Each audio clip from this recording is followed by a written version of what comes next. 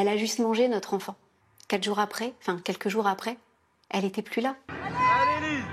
C'est sur les praticables de gymnastique qu'Élise s'exprimait le mieux. À 11 ans, elle suivait un cursus de sport-études.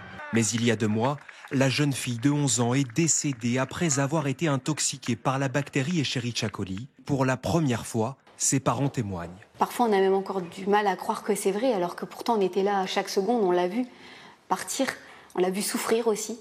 Faut pas, voilà, ça aussi, faut pas. Voilà, elle a souffert. Elle n'est pas juste décédée.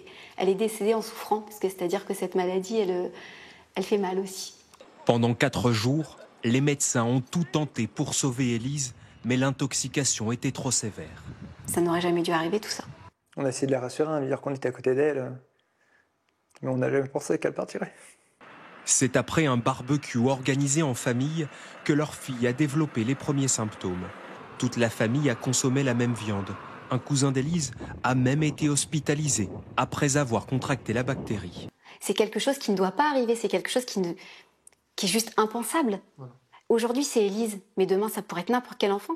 La viande qu'Élise a mangée a été achetée dans l'une des 5 boucheries toujours fermées par la préfecture de l'Aisne.